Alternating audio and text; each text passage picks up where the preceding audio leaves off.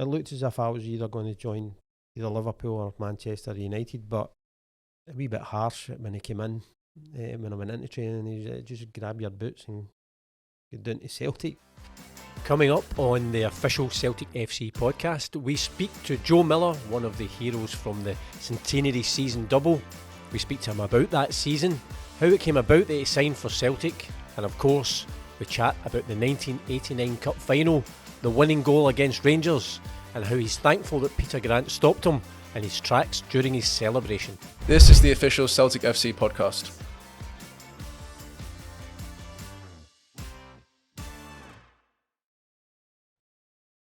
Hello and welcome to the official Celtic FC podcast, the only podcast that brings you exclusive interviews with Celtic players, past, present, and even sometimes the future.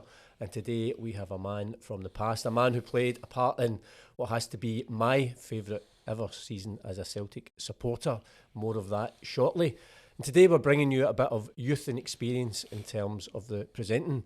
For those of you who are listening, I'm Paul Cuddihy, the host, and I am the voice of experience. For those of you who are watching, it's pretty obvious that I'm not the youth, and the youth here is the man alongside me, Matthew Campbell. Matt, how are you doing? Good, thanks very much.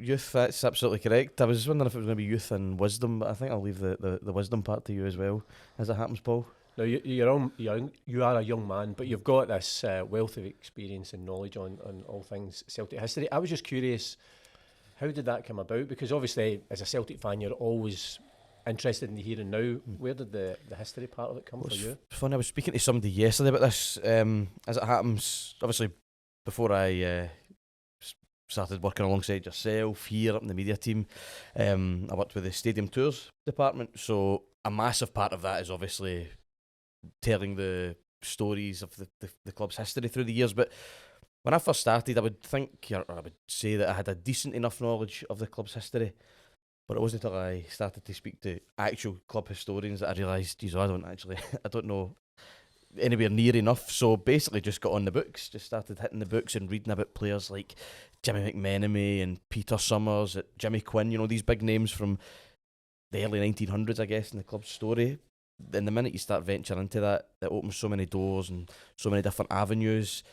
And it's such a fascinating history that we have. So I was fortunate in the sense that I was guided well by actual club historians, but through that just sort of started to build up a bit of a sort of wealth of knowledge. And in fact, I'll give you one here.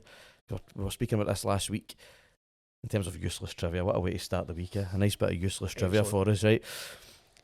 Just after the Second World War, Celtic won a trophy called the Victory in Europe Cup. Now, you might remember, or you'll have heard the story, we beat Benfica on our road to the 1970 European Cup final by way of a coin toss, which decided the outcome of the match. And Celtic kicked up a massive stink about that. Obviously, we won the coin toss, which was good, but we kicked up a stink about it. It was the last time that a coin toss was ever used to decide a senior match in Europe. But that's not the only odd method of victory that we've got in the club's history, because like I say, at the end of the Second World War, we won the Victory in Europe Cup against Queen's Park. The game ended in a draw, but the way that they decided who the winners of the trophy would be was to have a look at who got the most corners in the game, and it just so happened that we had one more corner than Queen's Park that day, and so we won the trophy as a result of how many. And we actually used that as part of our argument as to why a coin toss should never be used to decide a match. Celtic at the time said, there are fairer ways. There are things that you could look at in the game. For example, you could look at how many corners a team's had, because we've won a cup like that before. So in terms of useless trivia, Paul, I've got 100 of those. We can walk you through. I can walk you through as many of those as you like as this podcast goes on. The official Celtic FC podcast, always bringing you knowledge. Yeah, absolutely. But in terms of history, and Matt just touched on the fact that all these great players through the years, and as a Celtic fan, I'm always envious of anyone who gets to wear that green and white hoop shirt, even once, never mind 199 times, which our guest has done in his Celtic career, joining us in November 1987. I mentioned that was my favourite season, the Centenary season, 1987-88, when we won the Centenary double. He was part of that team. and also went on to score a rather famous goal at Hampden the following season as we retained the Scottish Cup. Of course, I'm talking about Joe Miller. Joe, welcome to the official Celtic FC podcast. Thanks, Paul. It's lovely to be here. Now, I mentioned there that, you know, as Celtic fans, we're always envious of anyone who gets to wear the hoops and play for the team. But you also, you did play for the team. But first and foremost, you were a fan, you are a fan, and you'll always be a Celtic fan. Correct. I was born and bred in, I was born in Belvedere Hospital, which used to be right next door to Celtic's training ground. So I'm an East End boy. Went to St Denis's and St Mary's, and my dad used to take me along regular when I was a young kid. So then I started to get into playing football, roughly about 11, 12 years of age. So that's when it all became a wee bit more serious, and I took it from there. But I'm an East End boy, and Celtic through and through. You know, I think that's the thing, where your dad bought you your first scarf or your first jersey or whatever like that. So I was always a Celtic fan. Well, obviously, as we go on, we'll speak about what it was like, you know, signing for Celtic, making the grade at Celtic. But as a young boy growing up East End, surely it was always the ambition, you know, to play football and to pull on those hoops and be a Celtic player. It was even, I can recollect when I was a young boy, I mean, I used to see all the buses that used to travel coming through Dennis and Duke Street and the Gallagate. I used to see all these double-decker buses with thousands of fans going to the game, you know, and always curious, you know, what it'd be like there. And then when your dad eventually takes you there, and you're in part of that shoe, you're just hook, line and sinker, isn't it? It's just the atmosphere, and you're taken in with all these great players that are on the park. So, you know, but it is a dream. You only dream when you're that age where, you know, I wish that could be me. And when you're out in the street playing football as a kid, you're wanting to be playing like your idols. So I was no different from any other kid. The very fact that it all came true years later was a huge bonus, and that was a dream come true. So who would have been, when you started going to the games, who would have been your early Celtic heroes then? One of my earliest games, Bobby Murdoch and Jinky were just coming. It was early 70s. That's when my dad first took me, and used to see, and I seen Bobby and Jimmy's testimonial. I remember that very well as well. So, but Bobby Lennox, you know, was a player I enjoyed. I liked watching Jinky as well. Everybody used to love watching him. But you know, I think in the late 60s, I think that's when Jinky was at his best. You know, so Jinky was my coach. So, and he took a big part of training me up and taking me aside and giving me extra training. He even used to come to my house sometimes, and we'd even be playing up at Garra Hill where my mum and dad moved. And we'd be playing down the park, and he'd be playing amongst all the guys for, you know, it was the gangs and all that. He used to play a sidey, you know, and they would come down and get a game. So, to be watching your idols and then to be trained with them even. I mean, that's incredible. When somebody like Jinky's, you know, training you and passing on. That's right. Well, tips. Even everything all comes for a reason. I think, you know, I went to St Mary's Guild, and Tommy Burns was there, and he used to bring some of the Celtic players to do the training. And there was a guy called John Rice took the training, and they used to give you the stairs, it was called, and it was an old college, an old printing college, and there were like 3 flights and 4 corners of this college. And it's like, listen, pre-season was nothing compared to the stairs with John Rice, you know. So you got all these guys coming down. You had Johnny Doyle and Tam Burns bringing them all down, and they were all doing extra training, even training before they started this season. So, see, we're getting to meet all these players, but there was always this desire for me to be up, you know, watching these guys and seeing everybody idolise them. You know, it was always a desire for me to do that. You know, because there must be a point. And again, like Matt and I, growing up, every day played football. That's what you did. You were kicking the ball about. But there must come a point where either you realise or your dad realises that you're more than just it's more than just kicking the ball about the street. You've got something that's just a wee bit special. I think it's all down to the guidance, your parents. I mean, I was fortunate my dad played football as well, so I had his guidance. He was always quiet. He wasn't one that pushed us or anything like that. You know, he always used to ask me after every game, "How do you think you played?" You know, he asked me first before he told me. Yeah, so that's clever. A leading so question. He got my, you know, I had to be cautious of what I said. You know, rather than saying, "No, I was brilliant today." You know, but no, he was always. He wasn't critical, but he always encouraged me all the time. You know, he was even out playing in the back garden and things like that. And then I think it's his guidance to you know, to put you into the right boys club. And if it was a case back then that, you know, it was old guild football where sometimes the league wasn't competitive enough. So there you had to go into the Scottish Amateur League, and that's what I did. And then that's when everybody else started to take notice, because I was scoring plenty of goals in guild football, but could I do it at another level? So that was a progression for me. So my dad moved me out of that and started to get recognised in the Scottish Amateur League. And that was in about 12-13 time, and then within the space of months Aberdeen picked me up. But Celtic were paying. I was always hoping that Celtic were going to be there.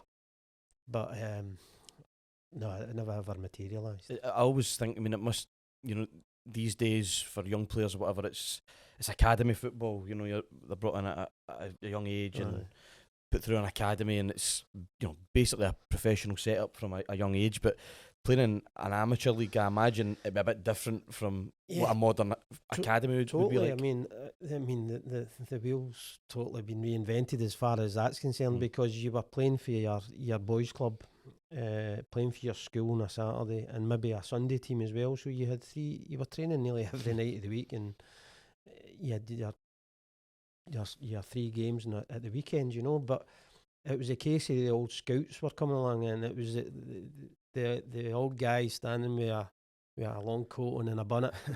You were, all the feathers were all looking to see what club is he for and all this kind of thing. So you started to recognise who the old scouts were, and whether they were for Celtic, Rangers or Man United or whatever. All these guys were all recognised. So whenever you played a competitive match, then they were all there. And if there was a competitive tournament, then there was a host of scouts there, because that was the system back then. You were picked up, and when you signed S form, that's when you were attached to the professional clubs, and they paid an interest in you, because you had your boys club football, then you were signed an S form, so then you could go do some extra training with the professional clubs at night. And like say, when I signed for Aberdeen would come down to Helen Vale once a week. And as we went on, Celtic were coming off. Celtic S forms were coming off, and the Aberdeen S forms were going on. So it was Alex Ferguson and Archie Knox at the time. So, you know, and then Bobby Lennox and Jinky even was walking off with the youths for Celtic. So that's how competitive it was. But it was a different system then, and you had to be on your game to be recognised. And everybody, I think that's when Alex Ferguson, he wanted to tap into because he was away up in Aberdeen, felt he was missing out in the talent that was in the West Coast. So he tapped into that, and he's tried to get as many as a good young players.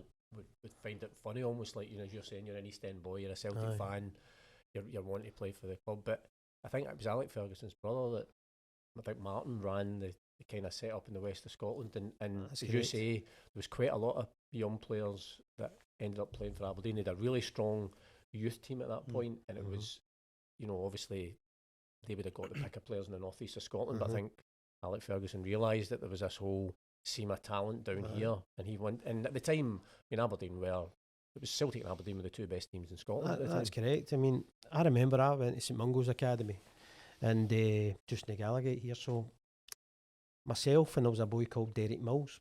He ended up signing S form and played for the youth team at Celtic.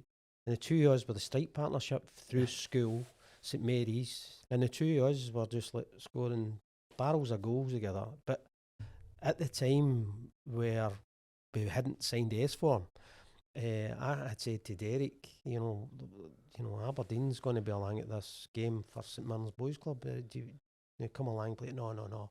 He was holding out, and he held out, and they eventually got picked up with Celtic. So I was a wee bit disappointed that maybe I've not been picked up. But Alex Ferguson was wanting the Perez. He was wanting both of us because we were a strike partnership and we worked well together. And I think that's the sort of, he was good at you recognising young kids. You know, it wasn't the case of sending a scout along. I played games for Aberdeen Boys Club, and Alex Ferguson was sitting watching the game in the car in the pouring rain. And he was watching the game in the car. So he would actually go along to the games himself. And that's the way you were picked up. And he could recognise whether you were ready or not. I mean, we're obviously going to come on to it in terms of your time at Aberdeen. So I'm fascinated to hopefully get a couple of Alex Ferguson stories and what was he like, because he's just such a... I just want to know if you get the hairs back. Exactly. I got worse than that. Oh, really? I got worse than that. I got everything thrown at me sometimes, you know. I got hot with a walkie-talkie once, and then I got hot with a hamper. I mean, you're going to have to tell us exactly what happened. I scored I played against Brecon one night, and I scored a hat-trick. Right. And I was getting the man of the match award out in the park. We had won 5-1, I think. But I was just coming in the dress. You know, the dressing room's at Pittodrie, so you know the Aberdeen dressing room straight ahead, and I've got my award, and I'm walking towards the door, and I can hear him going off. You know, the language and the shouting and bawling, and he was going absolute nuts. So I'm saying to myself, you know, I'll hang out till he finishes, you know. but all you heard was, "You get your backside in here." He must have known. I don't know how he could see through the door, but you know, I had to get myself into the dressing room, and it was because we conceded a goal. He wanted a clean sheet, so he was ripping into the boys for the second half performance. But it was just, and he had been banned for the dugout for a wee period, and Archie was in his place. So but there were two of them were just yards away from the track anyway. But he had this walkie-talkie in his hand, and he's just, because he says I should have scored 5, and he's just launched this walkie-talkie. And it just smashes against the wall, but the rubber aerial, you know, caught us. But that was one period. He wasn't too happy that night, but you know. I've heard people saying with Alex Ferguson, Archie Knox, it was bad cop and worse cop. Bad is that accurate? Aye. Once we've seen many of them, you know. I've seen the players getting on the end of them, but you know, I didn't have too many. I had one or two. I think we were in pre-season, and he launched a hamper, and came down the top of me. It was all wet towels and everything that was in it.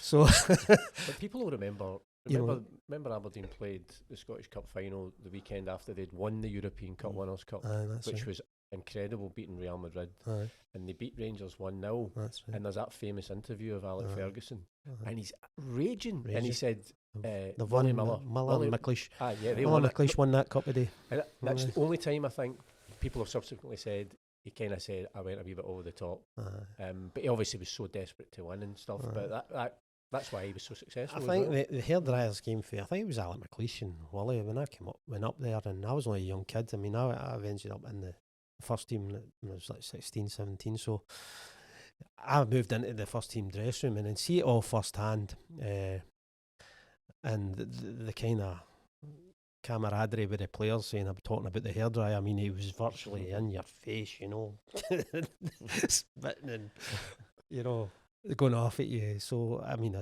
you seen it first hand and you went, God, you know. But you had the respect from him. You knew what he was talking about. Could he tell you before the game what he would require from you, and if you didn't do it, then you got it. But you knew he was right at the end of the day, and players just got on it. But anybody that answered them back or whatever, you know, had an opinion about things. Sometimes it just must have been wasn't too good. Absolutely, it must have been a forward as well. Alex Ferguson being a forward, was he? You know, was he good in terms of sort of relating to yourself and advice he would give you? He gave you that freedom, but you know, if you were, he was good at bringing through young players. Always, you know, for Aberdeen days, you've seen that he gave youth a chance. He brought in, like say, Neil Cooper, Neil Simpson, Johnny Hewitt, and all these guys. So that he wasn't scared to play young guys. And then he had a conveyor belt. So we were the next in line, you know. And there was myself, Paul Wright, Steve Gray, Gary Riddle. All these boys all went on to make senior football. So there was a conveyor belt of players all the time. And, you know, he paid close attention to, I mean, he would tell you in the Friday, he used to pick his team on the Friday, and he would tell you who you're up against, what his faults are, what he required. And you walked it and the game plan was over, do you know what I mean? Yeah. So he always had this mentality to be up against Celtic and Rangers as well. And that's why it was so competitive back then. It was very competitive with 6 teams. And you had Hibs and Hearts. You also had Aberdeen and Dundee United who were at the top, and then you had Celtic and Rangers. So it was just very, very competitive. Those 6 teams really dominating football. And there was no, you know, it was fine margins, and it was all 2-point system. So that just shows you how difficult it was. You know, you couldn't make a mistake. So every point mattered, and everything you did mattered. So he made sure that you knew. Because one of the things I was curious as a Celtic fan, and obviously you joined this Aberdeen team that, as I said, won a European trophy. They were challenging for all the titles, all the trophies. But then to play against Celtic, and in particular, what I wanted to know was, what was it like to play against Danny McGrain? Because I always feel, again, as a fan, been lucky enough to have seen Danny play, who's just like one of the greatest. I was a huge fan of Danny's when growing up and going, even a huge fan of Danny, watching, like say, Roy, Davy Provan, Roddy McDonald and all these guys, you know, and Tam McAdam, Peter Latchford in goal. So all these guys, Danny was exceptional. He was a captain, he was a leader. Exceptional player, up and down the park all the time. But then got the opportunity at 16, 17 years of age. I'm selected to come here and play against him. I'm up front.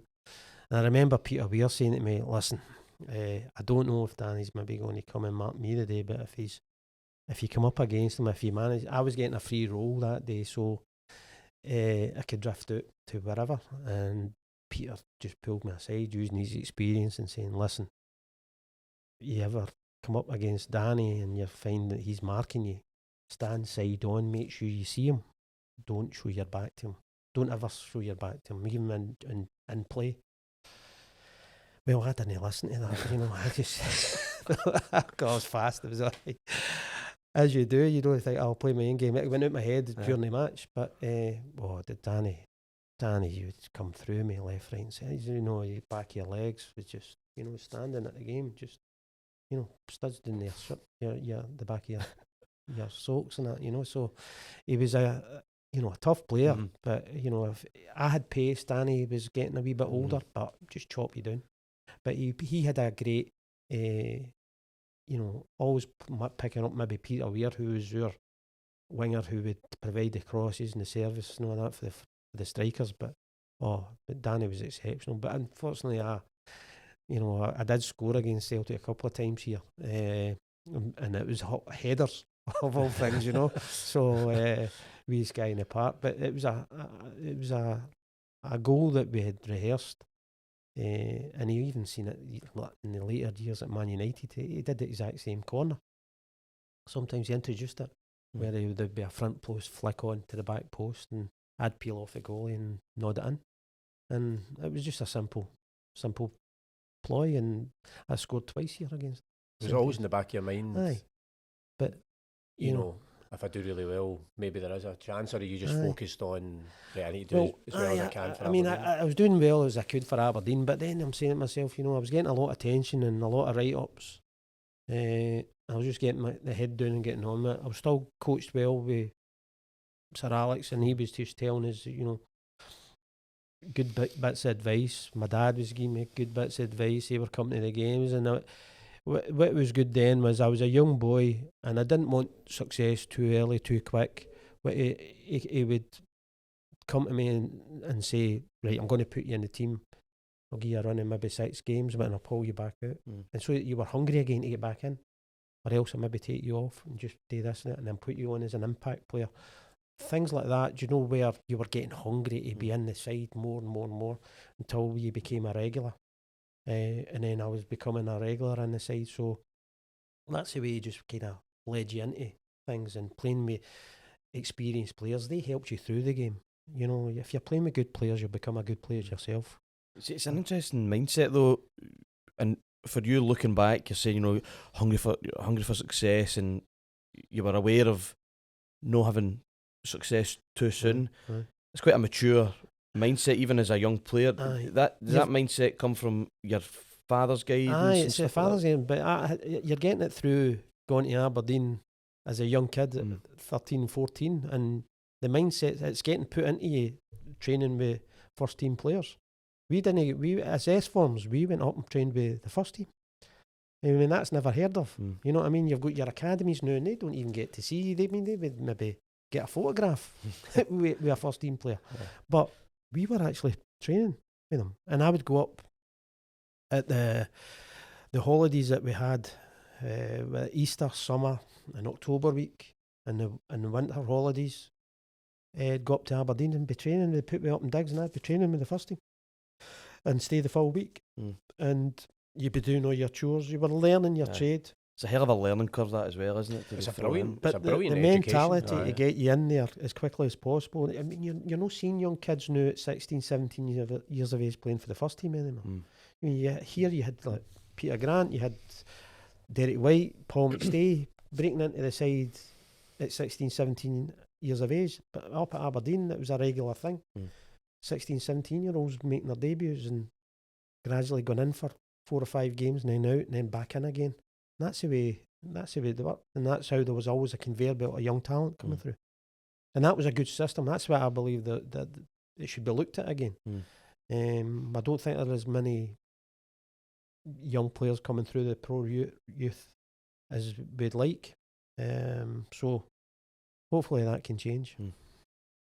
If I can take you on to 1987 then, and when you first hear about, you know, Celtic's interest in you, because when I was reading up on it, and that was probably true that apparently Fergie was a bit unhappy that Aberdeen were happy to let you come to Celtic, because I think he was under the impression that he was at Manchester United at that point, that he would have the first chance to sign you. I take it obviously he knew what you were like. Was that on the cards? Aye, that was on the cards. I mean, there was quite a few teams interested in the time, and I was scoring on a regular basis. Sir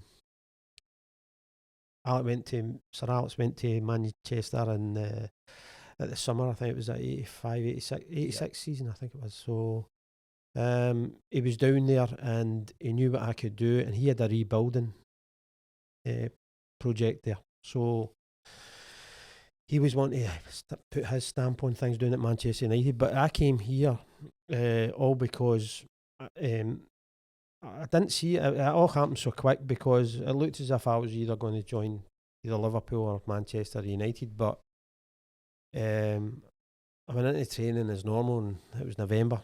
And Ian Porterfield was the manager. And he was a wee bit harsh when he came in. When I went into training, he was just grab your boots and get down to Celtic, basically. I went, what? I didn't know. So a phone call came through, and it was Billy McNeil, and he says, hold on, come in and speak to Billy McNeil. So I went through into his office, and I spoke, would you like to come down and talk to us? I think the club have agreed terms, and come down and speak to us. I says, okay, I'll come down. So I thought that was it. The career at Aberdeen was all over, done and dusted, and you know, 1 or 2 harsh words with Ian Porterfield, you know, and I wasn't happy with that. So I went and seen the chairman and asked him what the whole situation was, how this has all came about, because I knew there was other clubs sitting like Manchester United and Liverpool, and whether there was bids coming in, and it was totally different for what it is again. It was pre-Bossman. You know, the transfer system was totally different, and the agents and all that weren't involved. So you could only go to the club that was prepared to table the bid.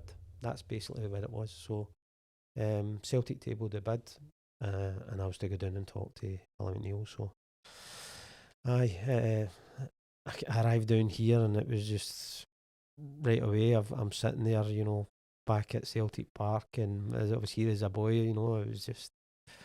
And my father, he didn't know. He it was actually on the news all morning that I had already signed for Celtic, but I hadn't even been in at Celtic Park yet. So once I got in here, I started negotiating with Billy McNeil, and it was a case of. It was a bit different, but got offered less than what I was already on at the time. But that was typical of Celtic at the time.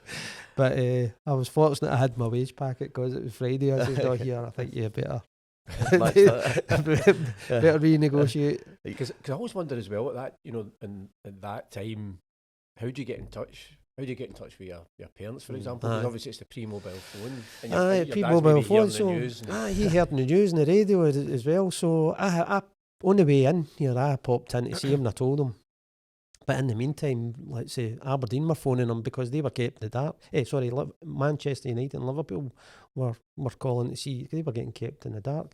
And that's how the famous quote for Sir Alex after that, the shackles are off, because he was promised first refusal on me and he didn't get that. So that upset him. But at the same time, I came in here and I just felt something right away. I wanted to be here because I supported him as a boy.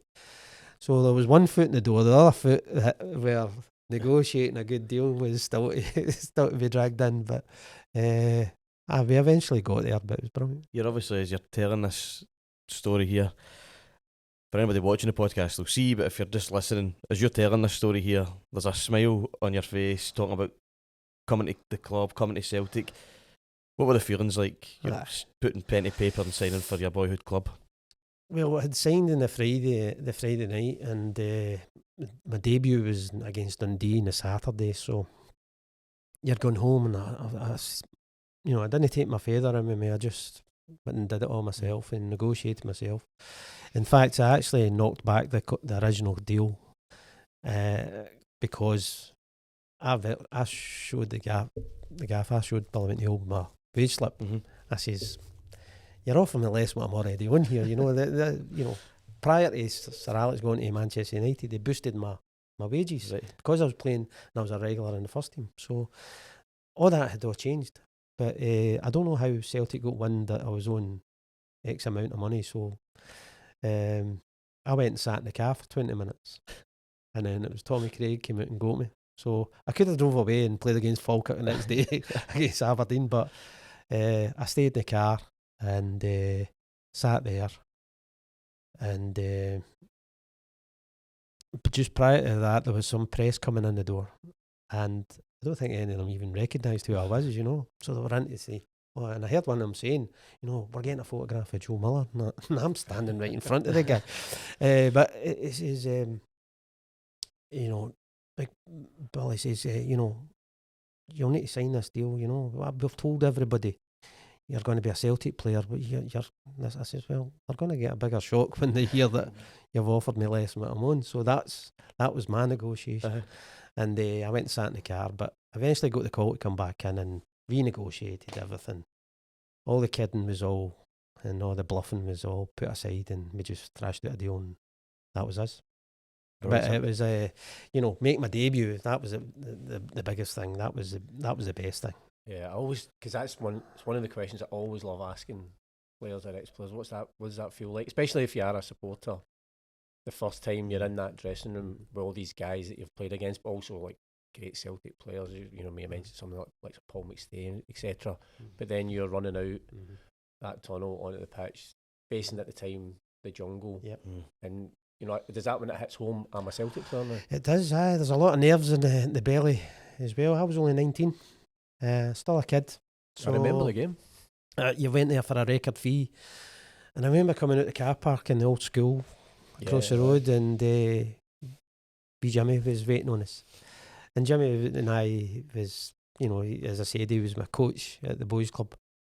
He was hugging the life at me. He says, yes, go on, destroy them, wee man. I'm delighted to see you here.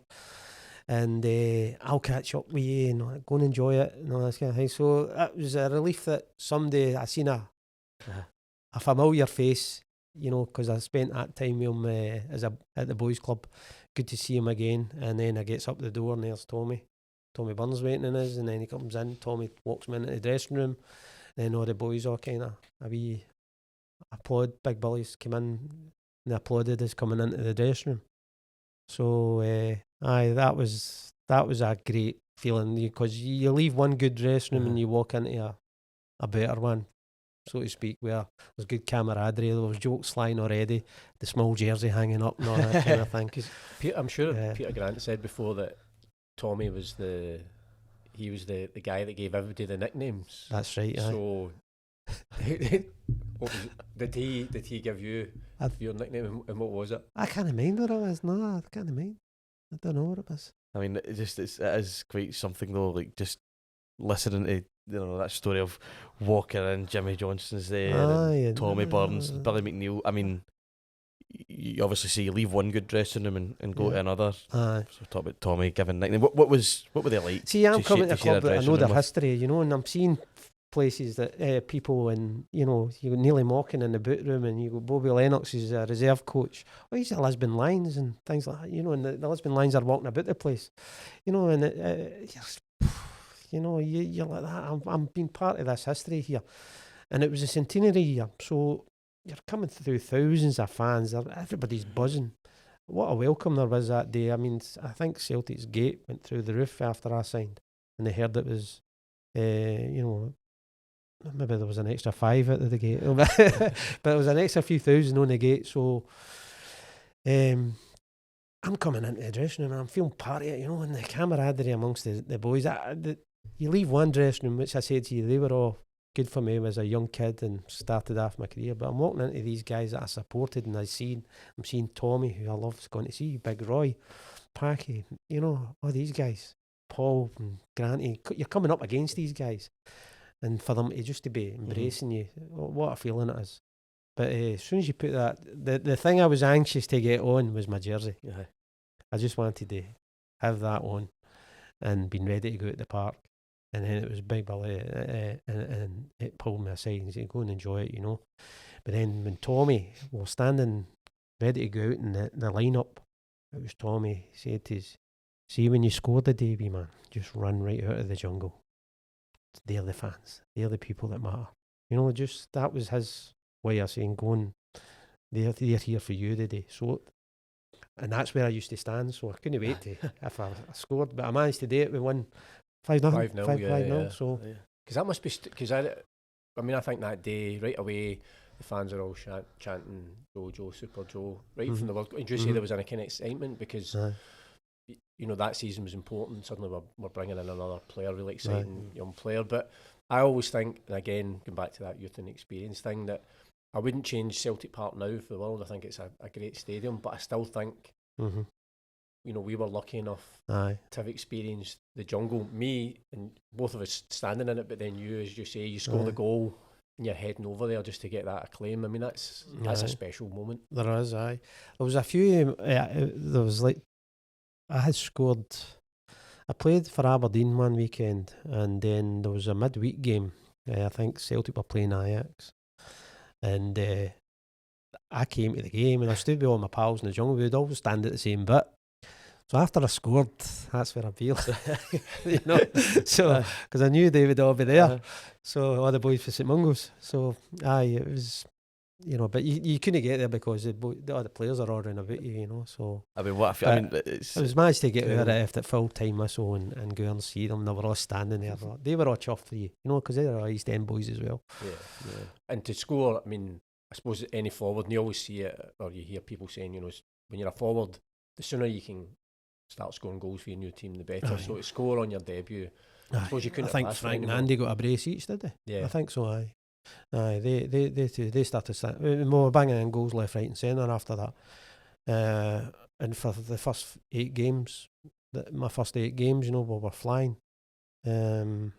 So we were going up to Dundee United, I think it was, around about the Christmas period, January period, and that's where we thought, you know, we've already got some unbeaten runs, and this could be the time where the game that changes the season.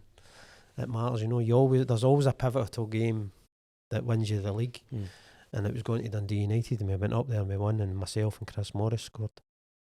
So we were in the dressing room after the game, and that's when the gaffer saying, "We've won the league," and this is us. No, the boys all just soaked up. Aye, that's us. We'll just crack on now. Was that the feeling? That was it. Nobody was going to beat us. Aye. I think we went 8 points in I front. suppose when Big Billy's telling you that. Absolutely. That's Aye, it. yes. Aye. I think we went 8 points in front. So that was us. I mean that season. I mean, talking about it last week, but it was a 26 game unbeaten run that the team went on. Obviously we're talking about the pressure, and obviously Paul, you're saying it's your finest season as a supporter. But it's kind of like going to what you were saying. There was a period, because it was a centenary, and people from at the turn of the year singing happy birthday to Celtic, but there was that feeling it was going to be our season. Aye. I mean, how difficult?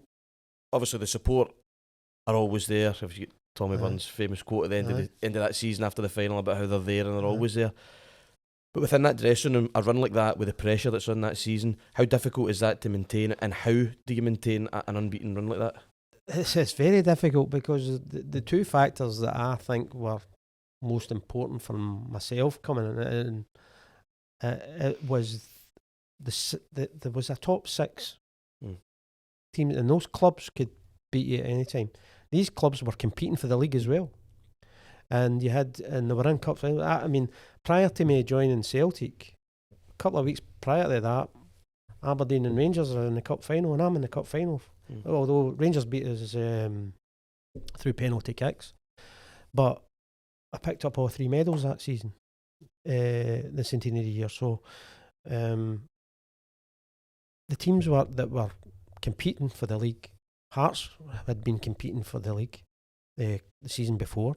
When we won it at Love Street. So it was a difficult league, but it was also the 2-point system. There was no margin for error. It was 2 points, so it was it made it more difficult, but we just had this confidence about us, and all the guys in the dressing room were all Celtic fans, which was brilliant, and there was just this, and it wasn't a huge squad. There wasn't like 30 and 40 players that there is just now. It was 19 players in the pool, the first team squad. And I think that's where Tony Shepard and Owen Archdeacon used as well. They were, that was the squad. And only had 2 subs. Because you were joking before we started recording, and obviously this season the Celtic team, there's been a couple of games where we've scored in added time, whether that's 4, 5, 6, 7 minutes. Obviously that centenary team were famous for getting late goals. We didn't have as much added time, but you were telling us that sometimes you're maybe having to encourage the referee not to blow the whistle. We've seen it, and we've seen it late on at Easter Road, and we've seen it at Motherwell that day. So it's just a case of, we scored late on, and we used to run to the referee, and whether it be Grant, whoever's closest, don't you be blowing that whistle, you know what I mean? You'd be telling the referee here, hang on, the nudge, you know what I mean? It would really be gone for it. And you never had 6 or 7 minutes, you only had about a minute or 2, all depending how things are going. But we knew we'd be on the ascendancy just to get this goal. And we knew it was coming. But so did the fans, and they got used to it. And the actual fans, they didn't go home. They didn't leave 5-10 minutes before the kick-off, the final whistle. They stayed because they knew there was going to be a goal. So everybody had that confidence we were going to do it, because it was a huge, as Paul says, it was a huge year for the fans as well. They wanted to see us do it. Incredible. It's some attitude as well to turn to the referee and say, just almost as if he's a spectator as well, as if just you wait a minute here and don't you see this. It was jokingly, don't you be blowing that whistle. It happened too often to be a coincidence. It was just part of that team. That season, with the game that we beat Rangers here 2-0, was that your first game for Celtic against Rangers? Because obviously Frank scored the 2 goals. Frank scored the 2. But what I always remember about that game was Paul McStay's pivot in the middle of the park, one of the greatest passes right through to Chris Morris. And for me, I always feel lucky enough to have seen Paul McStay. You were lucky enough to play alongside him. He was like that every day in training, though. That was the thing. Everything was so easy when it was just a simple pass in training. It made it look easy. But the whole team was full of players. You mean the whole team was full of internationalists, for the Republic of Ireland or Scotland or whatever. You know, it was, the only foreigner was like Anton and Packy and Mick McCall. That was the foreigners on the side, So, if you can call them that, but it was just a case of we all wanted to play for Celtic, but there's so many good players on the side. Like Chris Morris playing for the Republic of Ireland as well. But Chris and I struck up a good partnership. I knew he would come in overlap, but sometimes he annoyed me too much with going in overlap because he was always bombing on, But we had that. I had that freedom that Big Billy would say, go play in either wing and take on people. If you make a mistake, doesn't matter. Just keep going at it. If I could go players 4 or 5 times, deliver crosses in for Frank and Andy, you were guaranteed that they were going to bury them. Guaranteed. You just needed to get the delivery in, and they would score. And their goal tallies went up after I arrived as well. Because Frank got really fit as well. Frank was I remember Billy McNeil when I just joined. Frank was he was saying that Frank was a wee bit overweight. I'm not sure if you enjoy me saying that, but he was wanting to sharpen Frank up, and then Frank and I were like pairing off at Barrafield doing all the sprints and things like that. Before you knew it, Frank within the space of weeks was just frightening. Frightening. He was probably one of the quickest players over 10 yards. Oh, he was brilliant for us that season. But so many, as you say, Paul was brilliant. Paul made the game look simple. Yeah. And we just needed to make the run, and he would plays in. And he kept it safe, just played it simple. He made it look great. Because I was going to say, actually, I always feel over the years, and I don't know if it's going back to, Jinky sets such a high standard in terms of Celtic wingers, but I always feel that playing out wide for Celtic is one of the toughest positions because of the expectations that every time you get the ball, you've got to either score a goal, set up a goal, or beat about 3 players, and that's tough. And you're also closest to the touchline, so you can hear the criticism. That's right, you can hear the criticism. I mean, I was a striker through all my young career, for Boys Club on to Aberdeen, and I came to Celtic, and it was Billy that says, just go have the freedom. We'll have Frank and Andy up there, and we want the movement to upset people. So he goes, start off on the right, just start off there, and it was against Dundee, so it was. I kind of cut my throat in my own way, where I just started to destroy. I was taking players on for fun, 2 and 3 at a time, delivering, and there's my scoring, or chances I created. I had that license to go and do it, but I had that freedom because I was getting the service off of Chris, who was behind me, off of Grant, who's inside me, or Paul McStay's inside me, switches I play for Tommy. I was getting the service all day to get the ball, go take people on. And they had the confidence in me to do that. And then we was getting the results. I've cut my throat in a way because I'm not going to get back into centre forward. That's where I want to play. But, but you do it for the team, and that's it. You just take it. I was going to ask that, is there you're a forward, a scorer. When Billy McNeil says to you, play out wide, because of the nature of that season, do you just say to yourself, going to throw myself at this rather than feeling sorry? Switch me a few times. You say, go on the left, just go where you want, and sometimes you do it. But if I was getting a bit of joy taking you on, I'd just stay there. But at the same time, you say about wingers, you're only hiding to nothing sometimes, you do get it because you're closest to the fans who can give you stick, if you put one in Rose Ed, you're going to get hounded for it. But they're not going to give you, the praise if you've put a couple in and your strikers have put ones in the back of the net. They're not going to say anything then. Yeah. So you've got to make sure you do that, But you've got to have that license and that freedom to make mistakes. I just think just now in the modern day, it's a bit different because the players are already in the box. The way Celtic play just now, players are already there, they're already parked in there. So to have that ball that's whipped in and it's exciting, where the way we used to play, it was that cavalier approach, and we would be bursting up the park. So you're running forward and you're running into space and you're playing the ball into space, and strikers are running onto the ball and putting it in the net. Just now, everything's all static. We've got players passing the ball round about the box, and it's harder to hit a striker foot wide, pinpoint accuracy to a striker to head it into the net. It's very hard. So just now, I think modern day wingers, it's going to be very hard, but the delivery's got to be good. You know, but if you've got the players who have got the confidence to allow you to do that, and wait and say, right, I'll hold on. You've got to hit that area where the striker's going to get ahead of somebody and just nod it into the net. But they're on to hiding to nothing just now. I mean, that season, you joined in November. We beat Dundee here. Well, they said there was 60,000, but there was maybe a few more packed into the ground that day to win the league, and then we've got Dundee United in the Scottish Cup to have the centenary double. Kind of similar to what you were saying about from almost like the turn of the year, the team thought they were going to win the league. Did you go into that game at Hampden as well thinking, this is our cup? This is our cup, aye, we did. Yeah, the full week. I think we went away for a few days. Billy took us away golfing, supposedly. Golfing for a wee bit of relaxation, a bit of training, a wee bit of sun in our back. Just to relax, to get away from all the, everybody shouting about tickets and looking after family and the press. You just got holidays, took us away. I think we went to Benalmadena. I think we went for a couple of days golf, wee bit of training on the beach, but we were totally relaxed.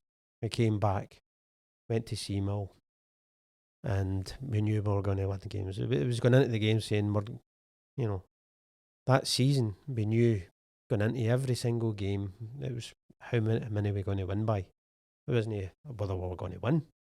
It was how many we were going to win by. That was the thing.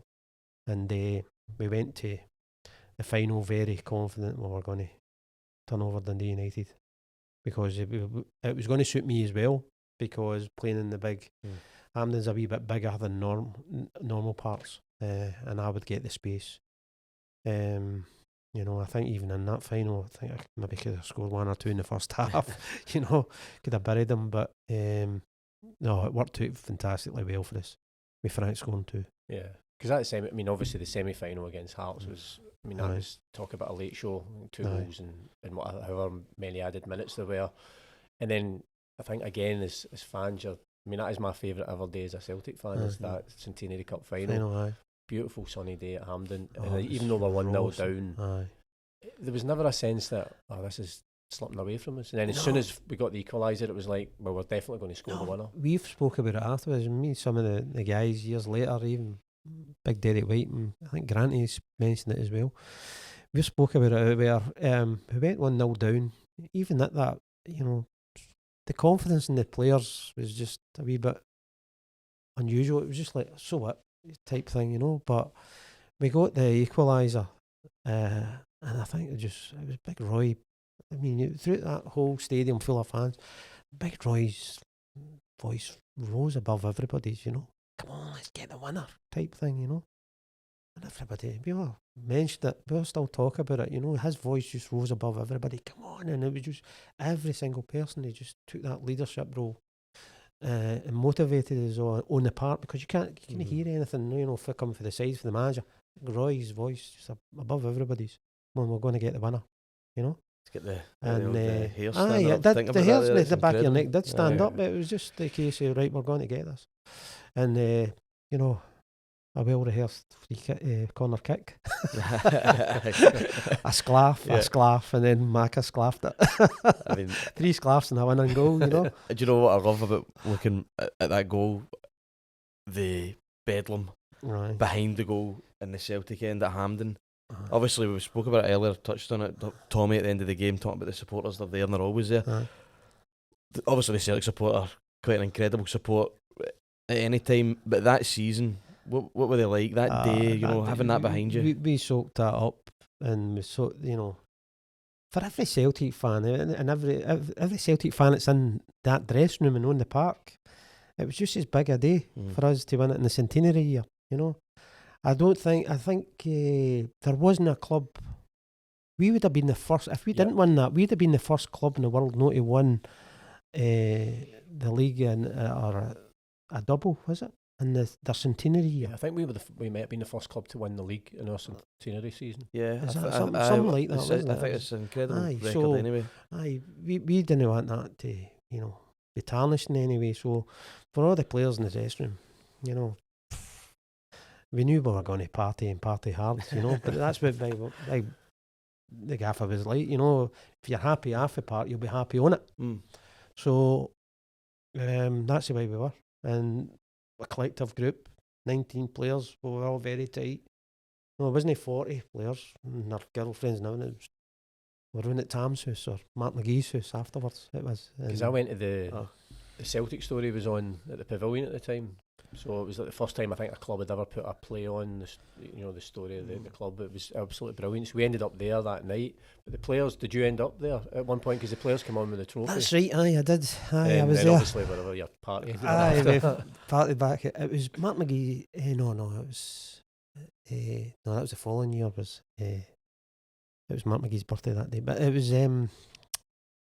No, we went back to. I think was it Tommy's house? I think we went back to Tommy's house, Tommy Burns' house. And Tamsy's up singing. Rosemary, they're singing away. So it was great times, And then the boys went on holiday together. The boys packed their bags and away they went on the Monday. But everywhere we went, for weeks and months later, it was phenomenal. That Centenary team, great bunch of boys, but we'll live in the memory of everybody. It was one of the, although there was the Lisbon Lions, I don't think that could ever be beaten. But as Celtic fans, the Centenary team are held in high regard as well. Absolutely, yeah. That was special. And to be part of it was brilliant. Yeah, as you said, it's because I think it's a pre-Bosman era, so that obviously everything changes in terms of the dynamic of football, but it's a dressing room full of fans, which makes a difference as well in terms of when the you celebration. think of the changes in football, it's from then to now. I know. It's incredible, but it didn't change the dynamic of the way the players were, their mindset going out and playing for each other. You had players beside you. If you were having a bad game, they would lift you. We might make up for it for hard work. If you weren't having a good, Tommy was quite good. Tommy Burns was really good. If it wasn't going well for you, come on, make up for it with hard work. Just work your backside off. If you couldn't get past somebody, come on, get back in, chase. Things like that.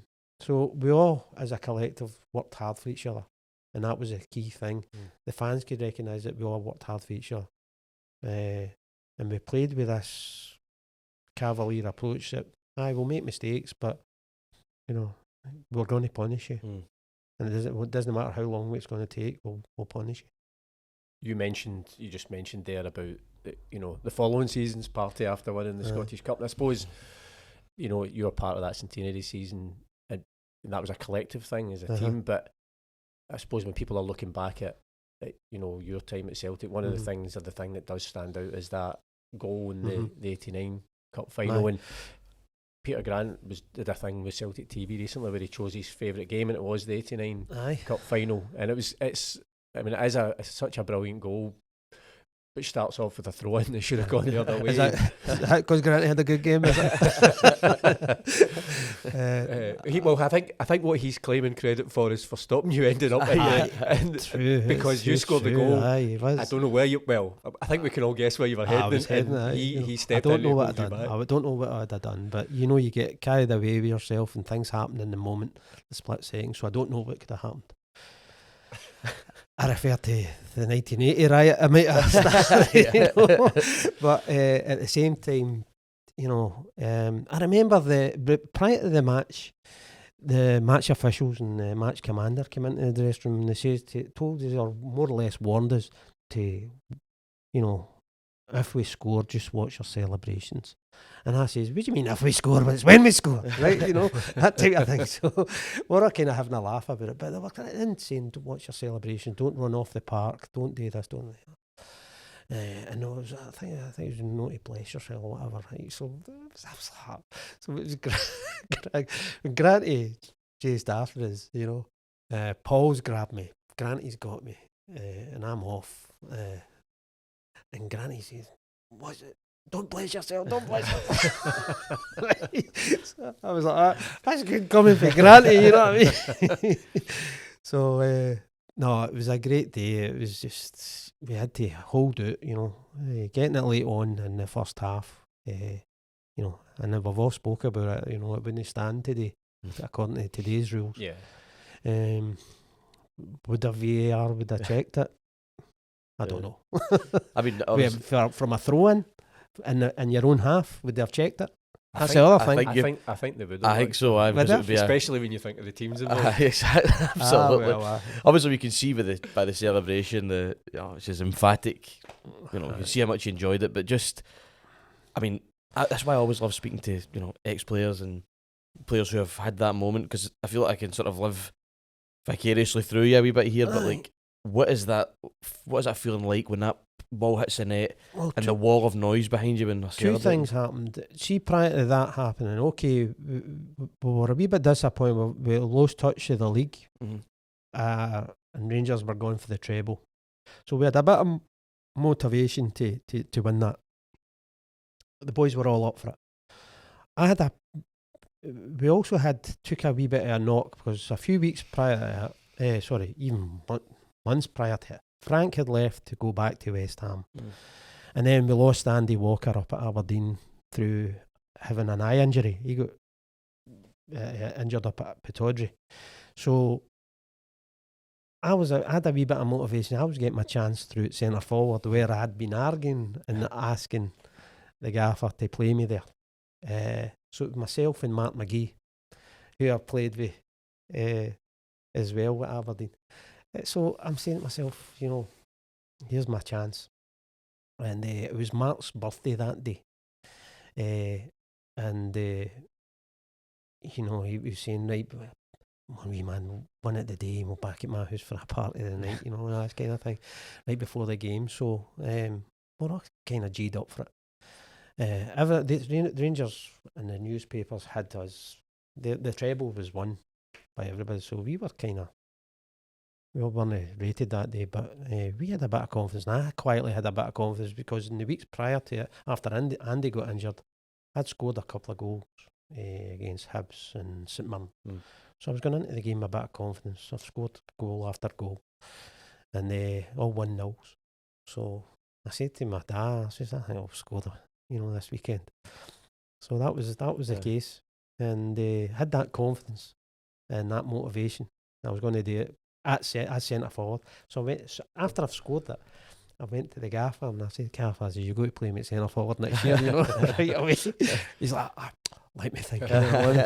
You can play either or." I says that. I was like, but I wonder, see that goal, you know, the fact that you'd kind of grown up playing as a centre forward, because that's a centre forward's anticipation. That's it. You know, like, just playing on the shoulder of people. Yeah, so maybe if you've been playing winger, you don't. But it's almost like you kind of, it's instinctive. You know, right? I'm anticipating. See, that's a bit I knew. You know, when you're playing centre forward back in the day, you've got a centre forward. You're either got to get it played into you or roll them. You've got to have so many things to your game. And one of the things that I had is I could roll players or even just run in behind them. And use my pace, and that's why Big Billy seen me use my pace as a winger to get by people and get crosses in, which I did. That caused problems, but even you never lose that instinctive action if you're playing centre forward again. All the goals that I scored, the one at Hibs out in the last game of the season out there was just a poacher's goal in the 6-yard box, tap it in. That's just waiting on it coming across. And then the St Mirren game as well, playing on the shoulder of somebody and then knocking it forward, bursting past the defender and scoring. It's the same thing. So the Rangers, Gary Stevens had made a couple of mistakes prior to that. Twice, I think he did it. He tried a pass back and they were kind of short, and I think they were kind of short for Woods to come out and just launch it. But they weren't really directed. But I kind of played in his shoulder, and then the ball came over to Granty, and it went to Stevens. He's done it, and he's done the exact same thing again. And I was just coming. He couldn't see me. I was behind him, and that's where I've just come in at the back of him. What a feeling! It must have been. I It's what you dream of, isn't it? Paul will tell you, I've scored at 5 asides and I'm running away, blowing kisses and whatever. But also, do you know the interesting thing about that final as well, I was reading earlier? There's never been a higher attendance at a match in Scotland since that game. Then, 72,000, just over 72,000. It seemed there was more as well at that. Yeah, absolutely. A lot of first tickets maybe. No, there was the heat that day as well. Oh, it's incredible. It's kind of like when you know that way when we play at Hampden, and I'm sure we have lost games in the sun, but I always feel if it's a sunny day, you turn up and you think, well, we're winning. Yeah, we did.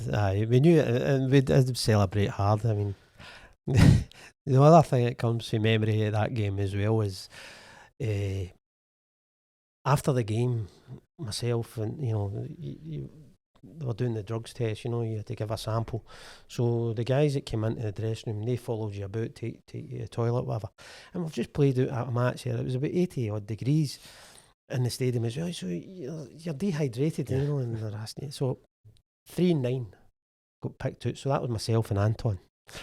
So the two of us, right? Okay, so we're getting man-marked with these two guys, and we're in the dressing room, all champagne all going and all singing and everything. We're going crazy, having a great laugh. And I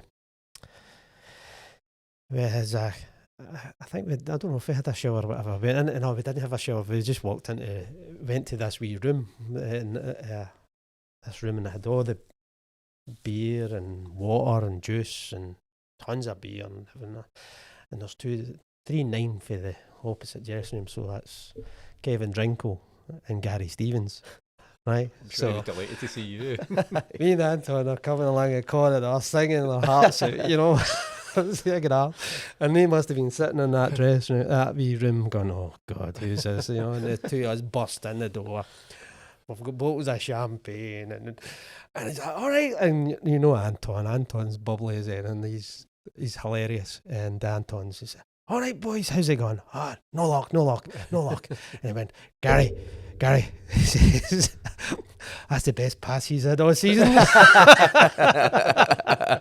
know what I mean? He was, and his head was in his hands, he was just going like, but that was roguey for you, and I'm standing there, gutting myself laughing, and then the next one, these two guys can fall in you.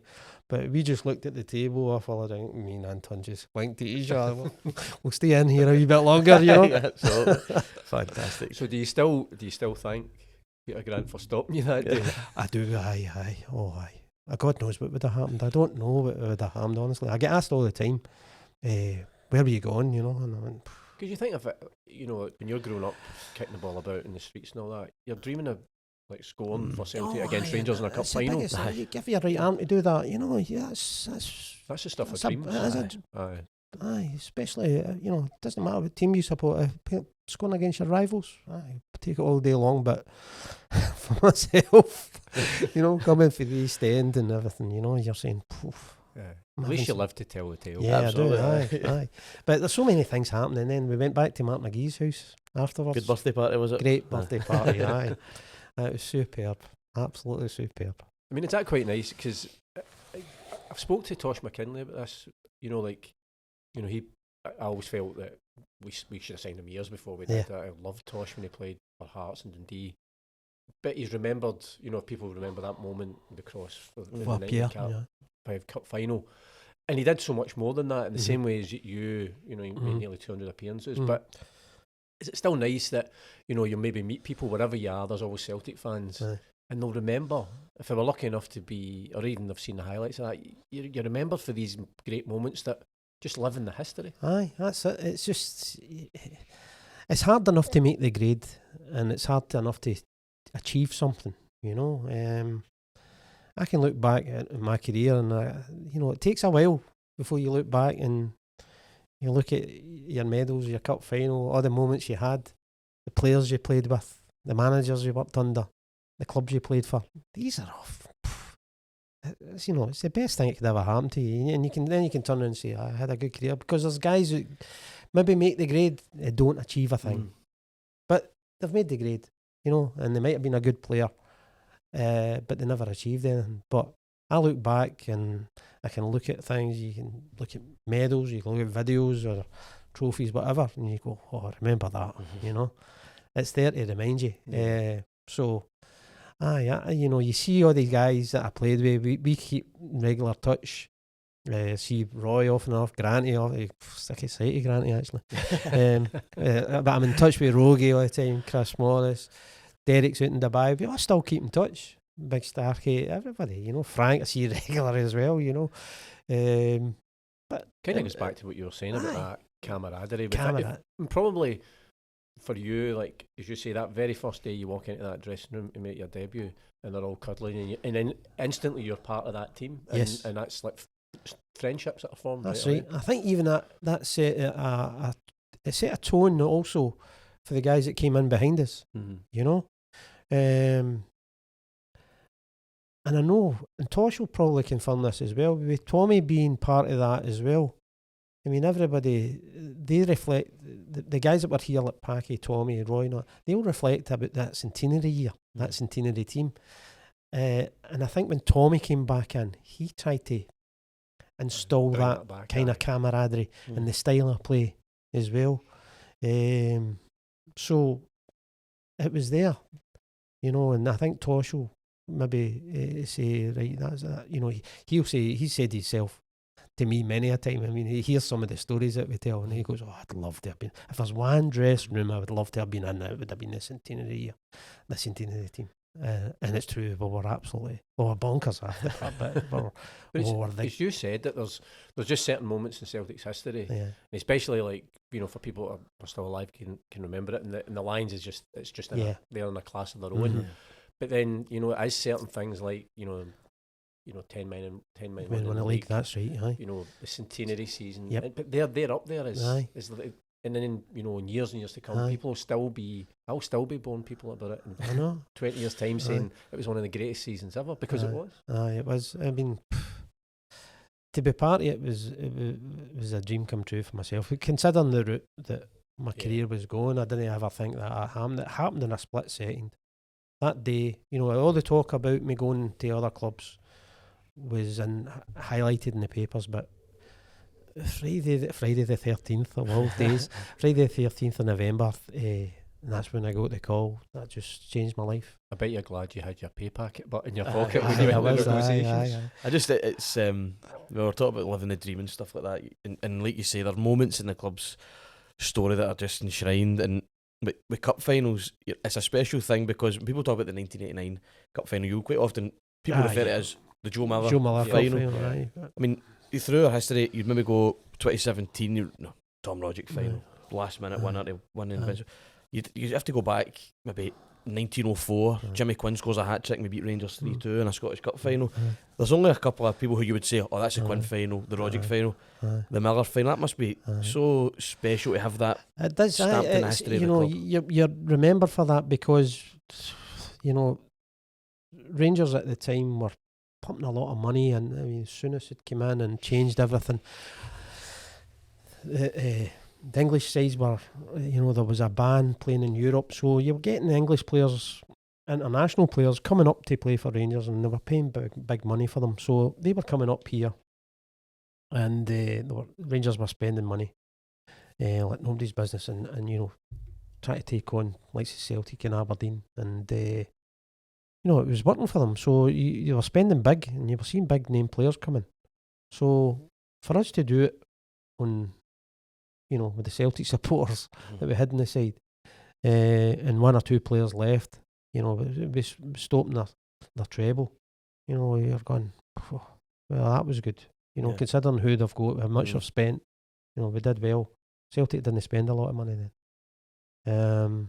So considering that, it worked out well for us. It was a big bonus for me, and I'll always be remembered for that. But my year was the year before. I might have picked up all 3 winners' medals, you know, if I'd beat, you know. So I picked up all 3 medals. That was a good season for me, you know. 2 cup finals and a league, you know. So because it's funny that 89 cup final, because even though, as you say, that you know, suddenly Rangers were a renewed challenge after it being Celtic, Aberdeen and Dundee United, even winning that cup final, I don't think any of us thought we'd have to wait 6 years until Celtic won another trophy, which again maybe makes it even more special, because it's almost like the kind of not quite the end of an era, but you know what I mean. It's yeah. like we had to wait until Tommy Aye. came in and Aye, Fergus it took did. over. And, You know, there was a lot of talk. We lost a lot of players after that as well. It was you're going into 1990, 91, and Celtic still weren't spending money, and we didn't know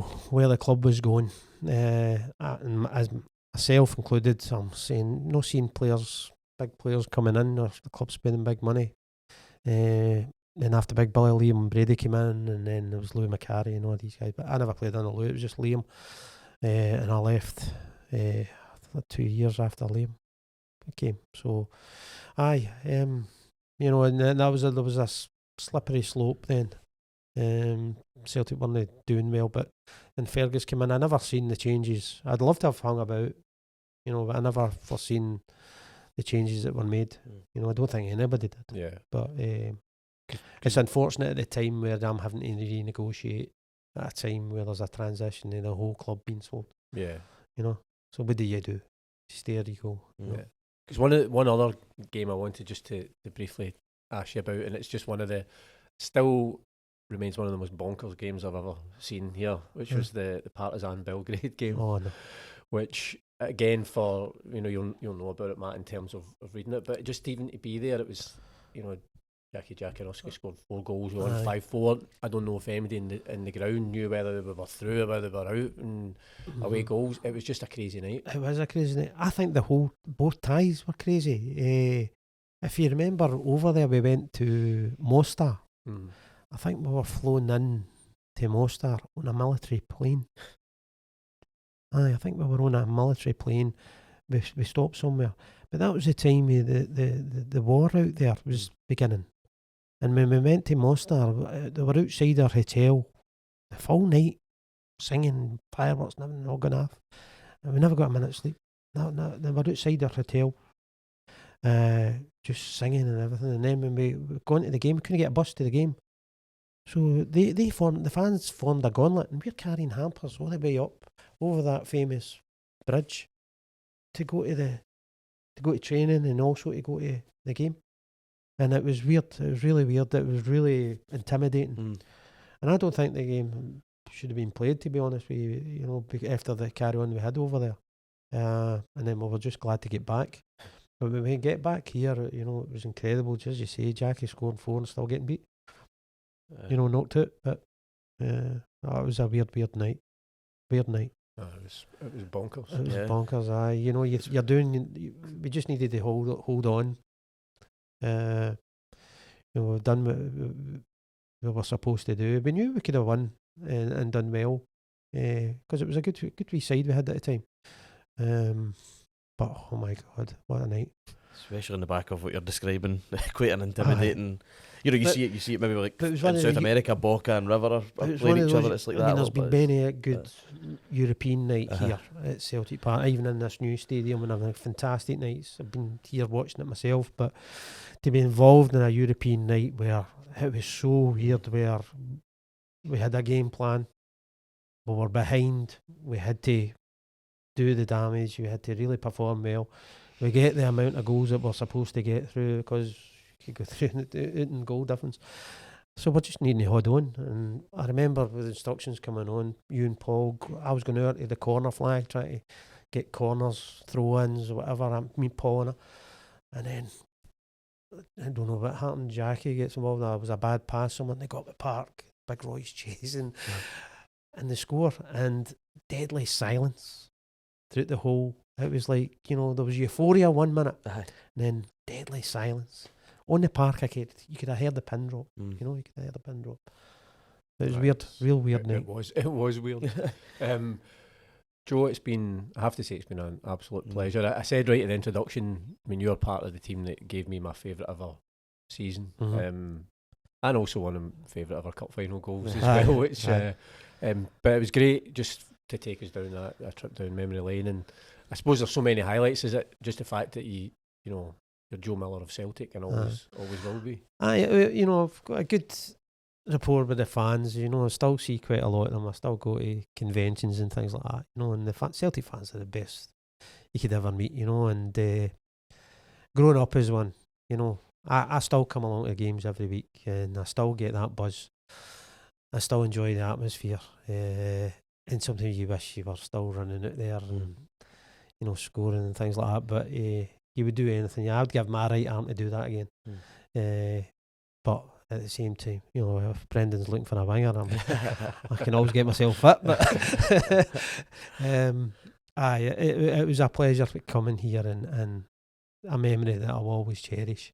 And I feel as if I've achieved something here, part of a great team, great bunch of boys, and it's always a club I'll support. Absolutely. And I always think as well, it's that idea that Tommy's famous quote, that humility of I'm just a supporter, I get lucky, but that was a dressing room full of supporters. It was, but we're all the same, we're all supporters, I mean, and I was S-form for Aberdeen, and I got invited in the Aberdeen dressing room before the game, so Aberdeen were leaving 2 tickets, for me and my dad, sit up in the stand and watch the game. So I played for the Boys Club, and then I came in, and Alex Ferguson said, come in and see the players. I was only 15, and I was going to be going full time the following season, so I'm walking in the dressing room, and there's Gordon and Mark McGee, and I'm walking around, and it was somebody shoot my hand really hard, and out from underneath my jacket, my scarves, my Celtic scarf fell on the Aberdeen dressing room floor. So Fergie goes, I think that was my first hairdryer. What is that? But it was me. I was an S-form for Aberdeen, but still a Celtic supporter. Brilliant. Superb, man. And you live to tell the tale. Well, listen, Joe, it's been an absolute pleasure. Matt, thanks very much for joining us. And if anybody hasn't checked out the 1989 Cup final, go and have a wee look, and then try and guess where Joe was heading before Peter Grant's timely intervention. And we're thankful to Granty for that. So some will say a nightclub. Well, listen, thanks very much for joining us on the official Celtic FC podcast. Remember, you can subscribe, review wherever you get your podcasts. And as I said at the very start, we're always bringing you interviews with players past, present and future. And thanks again to Joe Miller for joining us in today's podcast.